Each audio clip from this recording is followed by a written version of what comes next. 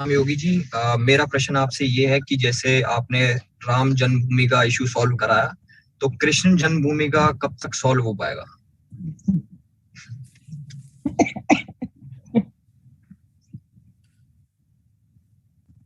मैं सबसे पहले धन्यवाद दूंगा आप लोगों को, जब आप सभी लोग प्रत्यक्ष और अप्रत्यक्ष रूप से हम लोगों के बचाव में सोशल मीडिया प्लेटफॉर्म का भरपूर उपयोग करते हैं।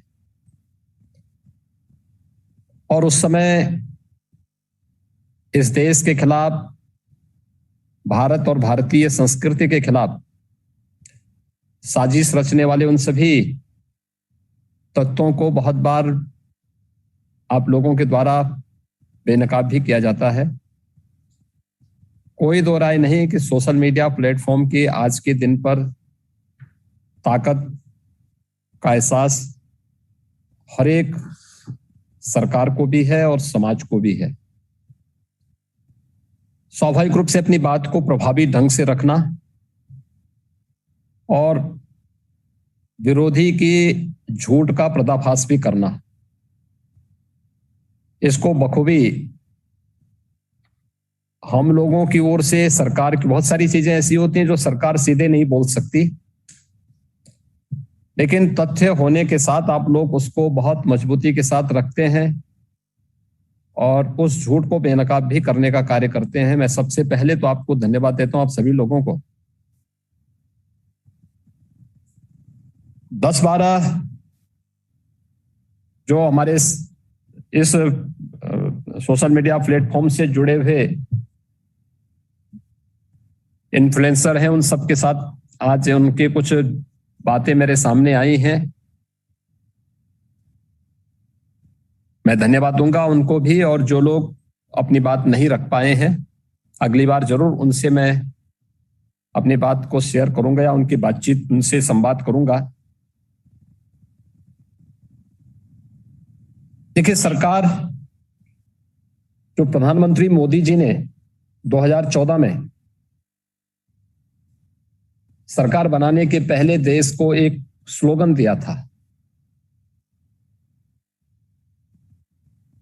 लोगों ने पूछा था 2013 में मोदी जी से कि आखिर आप 2014 में अगर सरकार बनाएंगे और उसके मुखिया बनेंगे तो आप क्या करेंगे? तो उन्होंने उस समय केवल 2 शब्द दिए थे, सबका साथ, सबका विकास का। यानी सब कुछ, किसी भी लोक कल्याणकारी सरकार की सारे भाव और भावनाएं इस दो शब्दों के इस स्लोगन में समाहित हो जाता है। दुर्भाग्य है, देश की आजादी के बाद से देश की राजनीति का ध्रुवीकरण जाति, मत, मजहब, क्षेत्र, भाषा और इससे आगे जाकर के फिर तुष्टीकरण की और जिन जिन अन्य उन भावनाओं के साथ होते हुए जिसने इस देश की पुण्य क्षति की और अंततः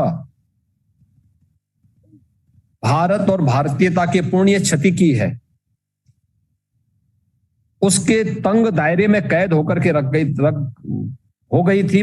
प्रधानमंत्री मोदी जी ने उस तंग दायरे से उसे निकाल करके एक नए भारत का एहसास कराया है। और हम लोगों ने भी 2017 में जब मुझे प्रदेश में मुख्यमंत्री पद के दायित्व की जिम्मेदारी दी गई, तो हम लोगों ने भी संकल्प लिया था कि नहीं, हम लोग विकास तो सबका करेंगे, शासन की योजनाओं का लाभ सबको देंगे, क्योंकि जो भारत में है, उत्तर प्रदेश में है, उत्तर प्रदेश का हर नागरिक हमारा नागरिक होगा।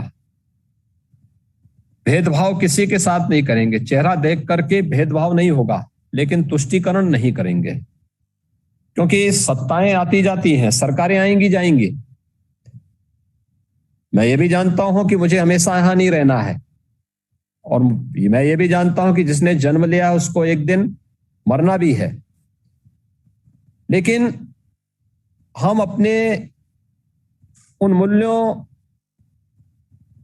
उन सिद्धांतों के साथ उन आदर्शों के साथ कार्य करेंगे जो आने वाली पीढ़ी के लिए एक